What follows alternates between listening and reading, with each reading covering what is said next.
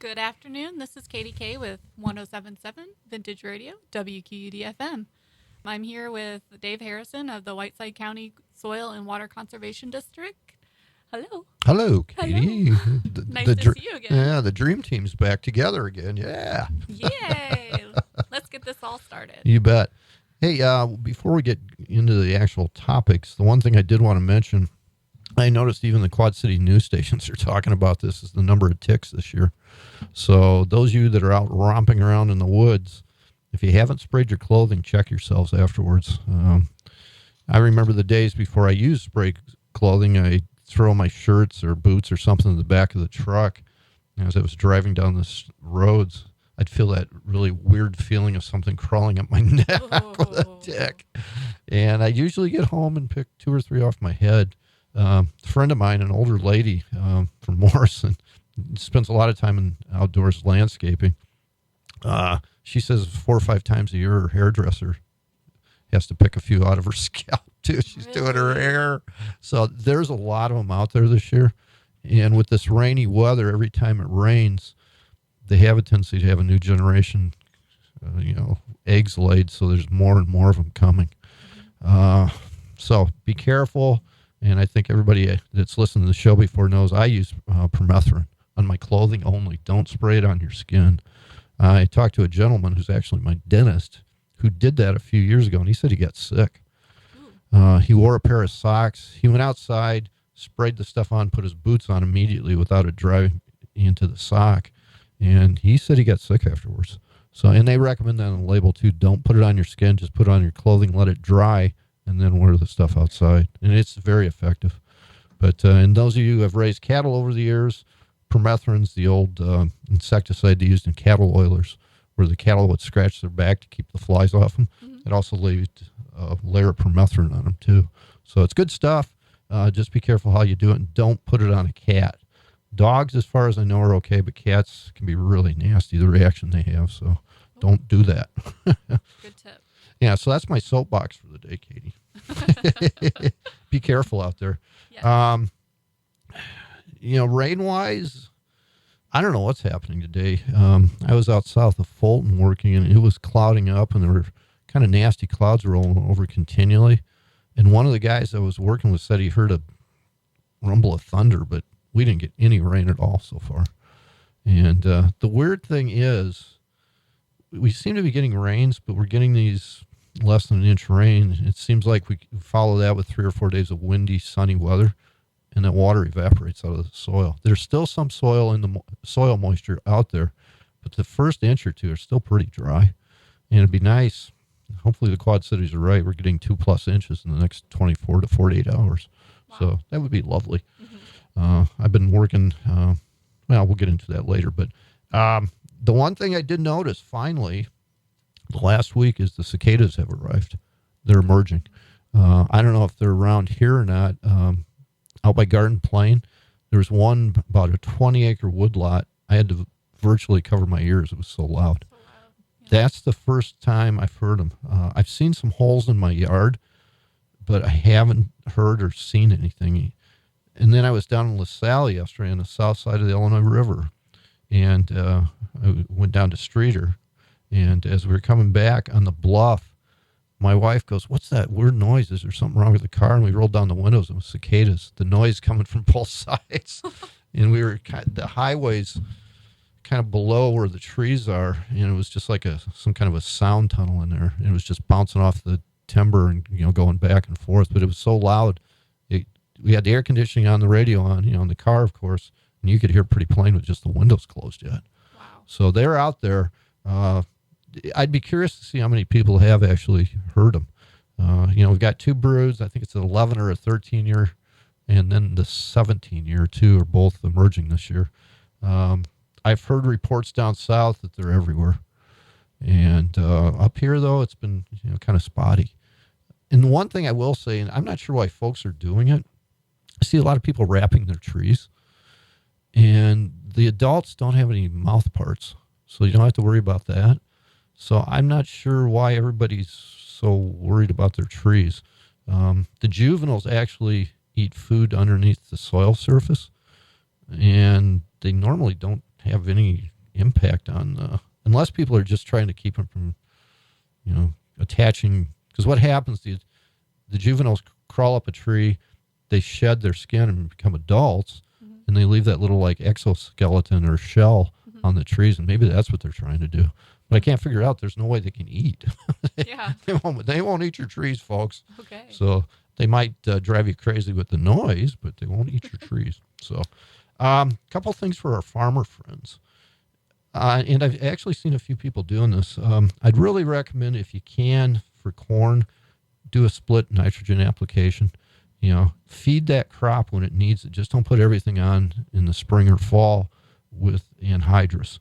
That's a really good way to lose a lot of nitrogen. That stuff's so expensive anymore. You need to keep it where it belongs, right in the field. So between cover crops, split nitrogen applications, that's a really good thing, and it's a way to save yourself some money and time too.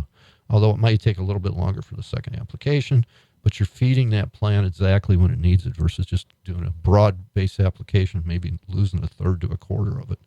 So anyway, keep that in mind. One other thing has come up, and this is my normal late spring, early summer harangue to folks.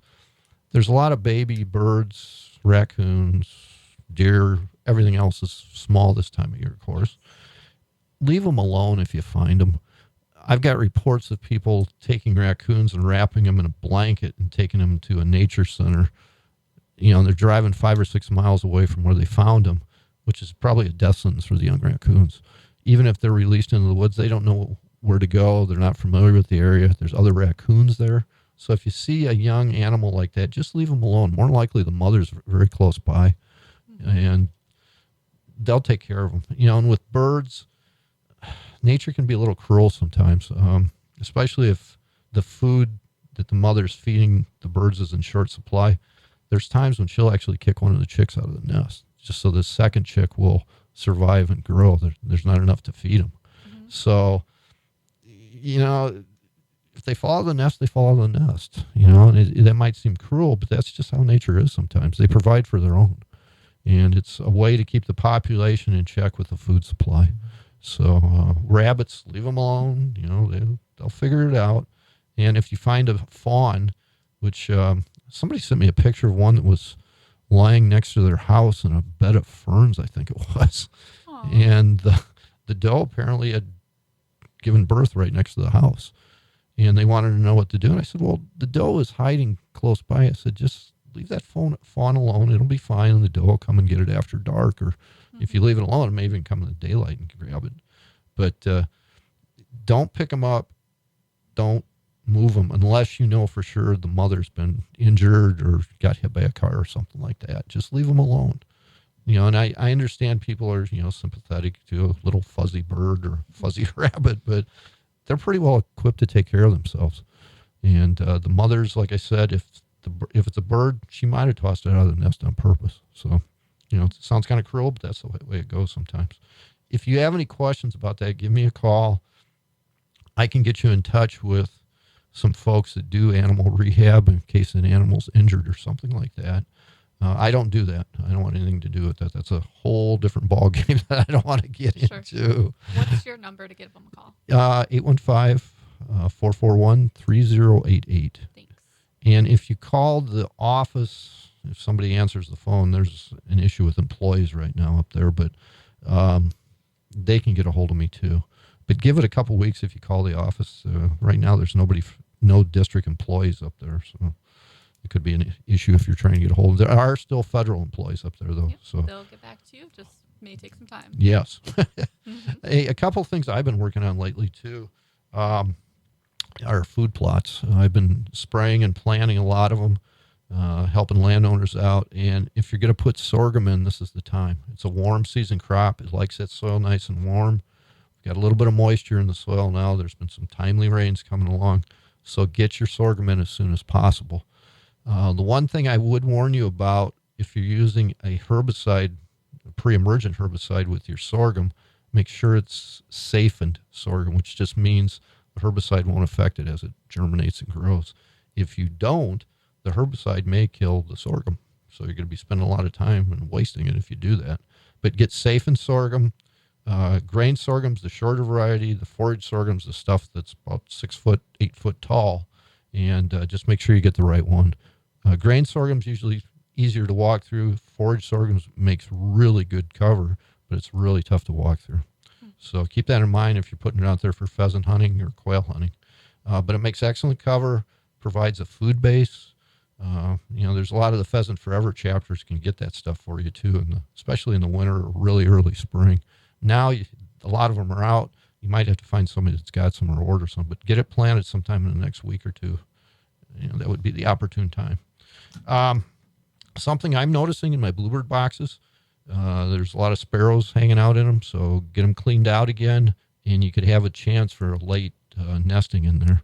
But if you look at the nest and it's a real neat kind of like a teacup shaped grass bowl, that's a bluebird. Leave it alone. If you get in there and it looks like a garbage dump in there, that's a sparrow. Get it out.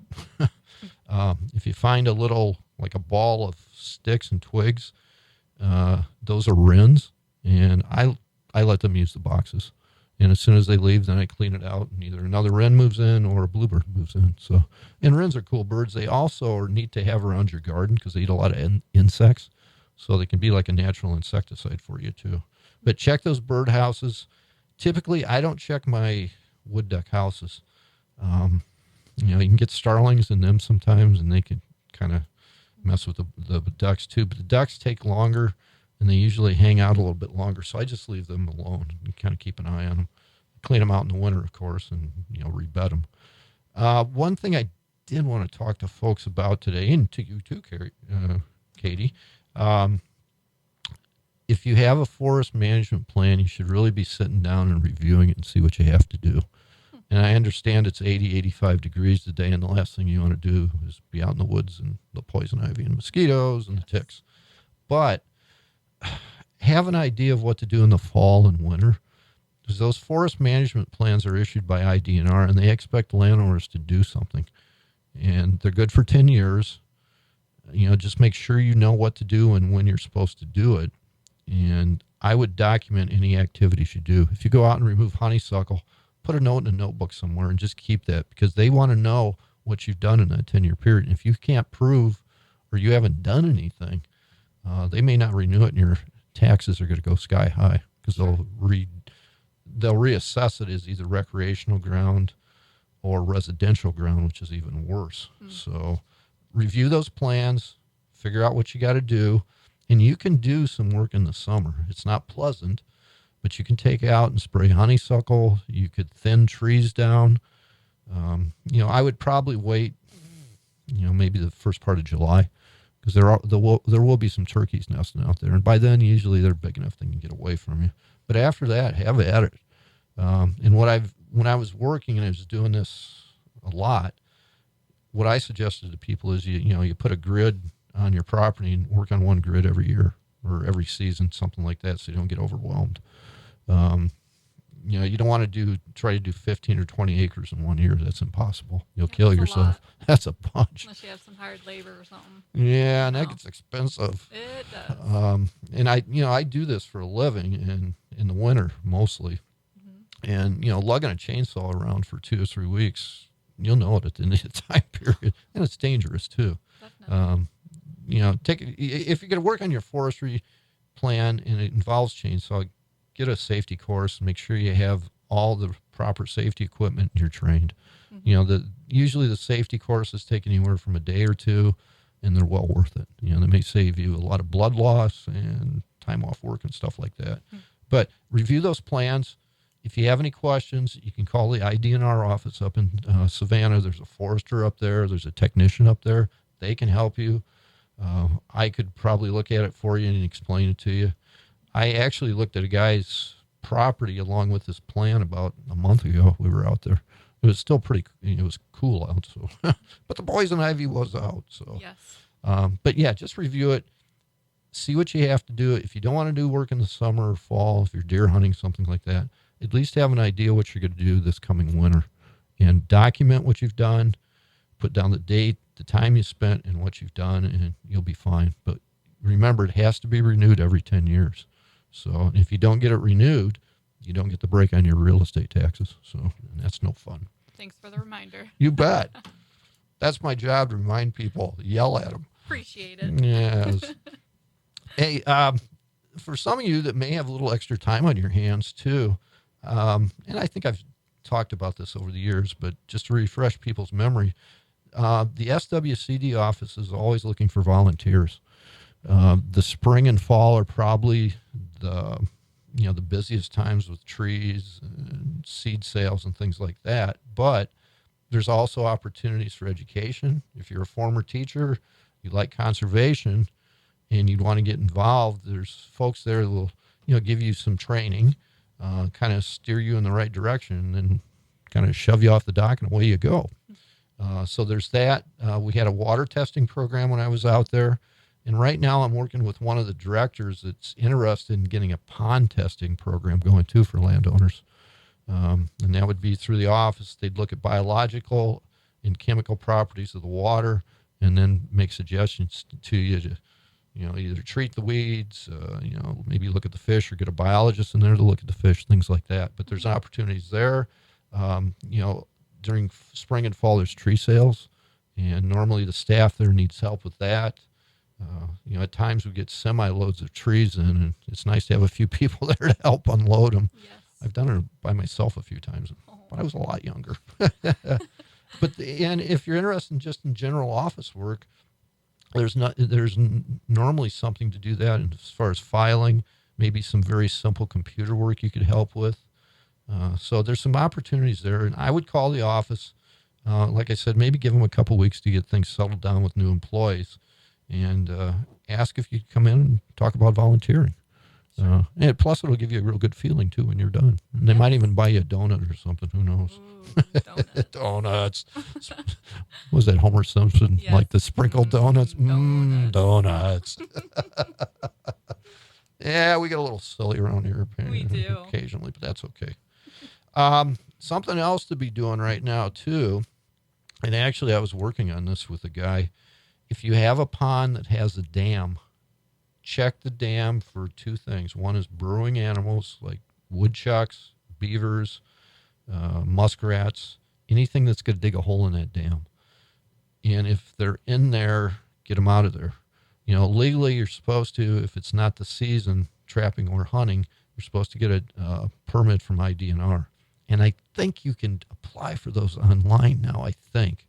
If not, if you call the CPO or the conservation police officer, they can issue one for you. They'll probably want to take a look at the situation, but they can issue one, or the biologist, the wildlife biologist, can issue one too. But go online, look at IDNR's website for nuisance animal permits, and I believe they'll kind of walk you through that whole process just online. But it's very, very important you keep trees and you keep animal burrows off those dams. Because what happens is the water follows that path of the hole, or if there's a root from the tree, and it's like a piece of Swiss cheese at that point, and the pressure builds up, and eventually that's going to become a weak spot, and it'll blow your dam out. Wow. And I've seen it time and time again. In fact, one of the jobs I've got to do in the next 2 weeks, there's a small wetland dam on one of the farms I work on, and I know it's got trees on it, so I have to go out there and take the trees out for about the 10th time. And I cut them down, I treat them, and then I come back and I try to check those areas for the next couple of years just to make sure they're not leaking anymore. Because if it's going to leak, it'll leak in wherever that animal burrow is or where that tree root was. So that's really important. The smaller the trees are and the earlier you get them off, the better. Yes. I've got a very good friend that has a really nice pond, and it's close to a county road. And if that dam ever blows, it's probably going to take a county road out, because it's probably a 2-acre pond. It's got a lot of water behind it, and I don't want to be on that road if that dam ever breaks. No. So it's just a great thing to do.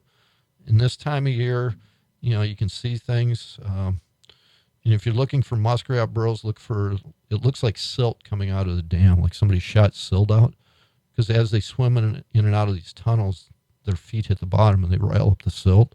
So that's the easy way to tell that. Beavers the same way. Trees are self-explanatory. So, but that's what I do. I check them and then come back in a few weeks, check them again, maybe 6 months later, just to make sure those spots aren't leaking. So good thing to do. save you a lot of time and effort in the future, hopefully. If you're doing a late summer or fall burn, this is a great time to get your burn permits.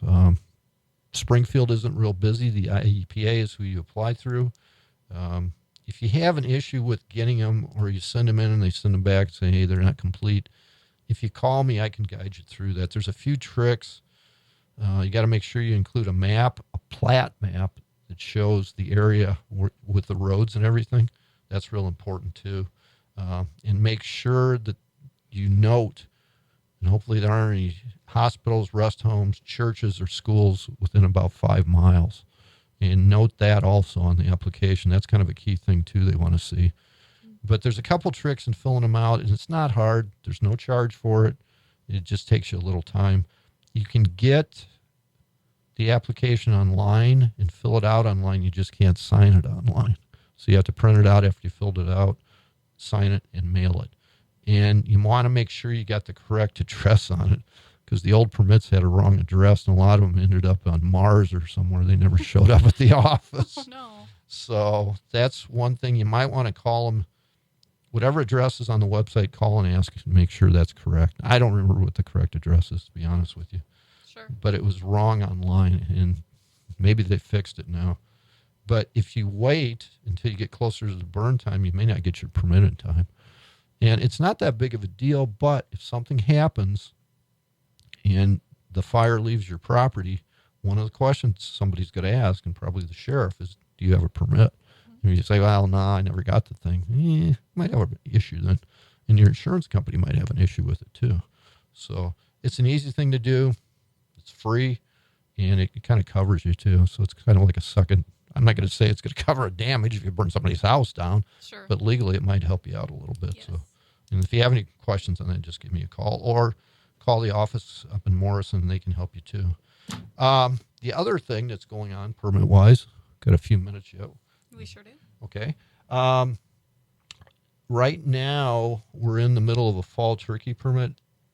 The applications are due, and the first lottery runs through July 1st. So if you've never hunted fall turkeys and there's nobody bow hunting in the woods where you're at, it might be a good opportunity. It's a fairly long season, and it goes from half an hour before sunrise all the way through sunset. And you can shoot hens, jakes, or toms.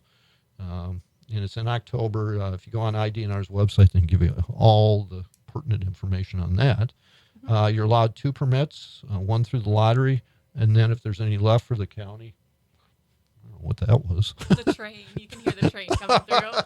Holy cow, I thought we were being invaded here or something. You can go on their website. They'll walk you through it. It's pretty easy, and if you haven't tried it before, try it. It's a little different because the gobblers or the toms aren't real interested in the hens at that point. What they're interested in is just staking out territory. So if you make the right calls, you can get them mad and they'll come running in. And what you got to remember, too, is that time of year, you might shoot a young turkey, and they're delicious. I mean, they're really good. You don't get a lot of meat off them, but you might get 5 to 7 pounds, and that's still a nice chunk of meat, and they're really good. Spring turkey, the lottery for the permits is in October, usually around the first week, and that runs around the first lottery goes through the first week in December, I believe. And don't miss them, because a lot of times Whiteside sells out real quick. So if you don't get your application in the first, I don't know if you'll get one the second. But there are 3 lotteries. You can check and see how many permits are left after each lottery too. And get your permit in. It's not very much. If you're a landowner and you get landowner permits, you can't apply in the general lottery until the 3rd one. So keep that in mind. And the idea on our website is pretty good anymore. If you can't get a permit for that lottery, it'll actually keep you from going any further and give you a message that says you're not eligible to apply. So Okay. it's kind of a fail-safe. Okay. But yeah, you're allowed for the spring. You can get 3 permits, and it just depends, where you want to apply. There's special use areas. Oh boy, butchered that one, didn't I? Use areas like Big Bend, and then there's county-wide permits too. But you can't hunt countywide with a Big Bend permit, and you can't hunt Big Bend with a countywide permit either. You have to have a specific permit, so keep that in mind. I know people have made mistakes like that, and they've gotten caught, so be very careful on that one. The other thing that's coming up fairly quickly is the deer lottery for the firearms. In fact, the first lottery's done. I've received a Carroll County permit already. The second one is May 13th through June 30th. And if you received a permit already in the first, the computer will lock you out and you won't be able to apply till the third one. So there's three sessions where you can apply for a permit, or sometime in October, they usually open the firearms permit for over the counter too. So wherever you would buy a hunting license, you can buy a deer permit too. But if there's any left, that's the key. You have to check and make sure there's some left. Yeah. So that's what's going on there. Don't forget, archery or firearms, you can only kill 2 mature bucks. You can't take more than that. And that's for the entire calendar year. So be careful on that too. And DNR can check that too through the remote computers if you get stopped. So there's a way to check. Don't violate that. That's a kind of a no. And that's to protect the herd. Especially the archery harvest with crossbows and compound bows has been fairly large. And if they hadn't put that regulation in, and I guess it's my opinion, there's still too many bucks taken, but that's just me. We need to shoot more does. That's the big part of it, because that's what controls the population. And if you think about it in kind of reverse psychology, the more does you shoot, the more food there are for those bucks to grow and get bigger like you want them to. Yes. Because the does compete with the bucks for food. Yes. And usually it's not a huge problem, but it can be. So, plus, with CWD creeping around in the edges, if we can reduce the deer densities, it's not going to stop it, but it might slow it down a little bit too. So, yeah. And I remember reading that Aldo Leopold, who was kind of the father of wildlife management in the Midwest, I think he was at the University of Wisconsin at the time as a professor. He proposed a deer season, and people were literally threatening him. They were going to kill him. Everybody wanted to shoot a buck, and they thought they had to have all these does.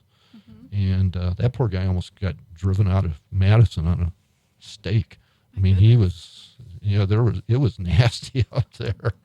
But he was correct. And it proved out over time that, you have to control the doe numbers too. Sure. So anyway, there's another tirade for you today. We'll wrap it up here pretty quick. The one thing I wanted to really talk to folks about too on the fishing side, the bluegills and bass are coming up on the edges for spawning. And I know I've talked about fly fishing before, but if you took it like a woolly worm, which is a small fly and it looks like it's a black thing, it doesn't really look like anything alive, but the fish think it is. If you put one of those out there or a popper, you can just go crazy. And some of the fish are really big right now. That muskrat pond I was working on, there were some bluegills that were bigger than my hand. They were huge. Really? And some of the bass looked to be 18 to 20 inches long, and they were nice, healthy fish too. So great time to be out with a fly rod. The fish aren't stupid though. You got to be a little bit on the stealthy side. Sometimes I even wear a camouflage jacket and creep up on them. But if they see movement above them, they relate that to a blue heron or something that's going to try to catch them. Yeah, so that they'll take off. Gotcha. They'll come back if there's a nest there, if they're getting ready to spawn, but you'll spook them for the first time, and it may take a while to catch them then. But great time right now for bluegills. Crappies, if they're not done already, should be moving up pretty quick too, and then the bass will be coming in too. So great time to fish. The one thing about your ponds I wanted to talk to you about too, just briefly before we wrap up here, I'm seeing a lot of weed growth this year. And I think it's because we were so warm in the spring. So you may want to think about getting a consultant in there or doing the treatment yourself. The only thing I would warn you about, it's getting warmer outside. And if you treat the entire pond for weeds or algae and it's this hot, you may have a fish kill. Don't treat any more than about a third of the pond at any one time. Especially the smaller the pond is, the worse it gets too. You might be able to get away with that on a big lake, but a small pond, no more than about a third at any one time.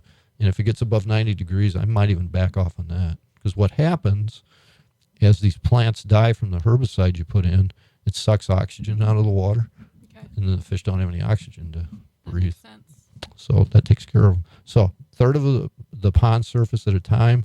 You might want to wait a week or two, do another third, and go from there. So, and don't kill all the weeds, because those little fish need a place to hide too, and those will be the fish you're going to catch 2-3 years from now too. So, anyway, that's all I have. You guys were playing some good tunage when I was coming in this afternoon, so I like that. Again, Dave Harrison, thank you for coming in. You bet. He's with the Whiteside County Soil and Water Conservation District. You can give them a call at 815-772-2124. Otherwise, what's your number? 815-441-3088. And I get a lot of weird calls and spam calls. So if you call and I don't answer, I have voicemail now. So you can leave me a message and I will get back to you. So thank you very much. Sounds good. Thank you. You bet.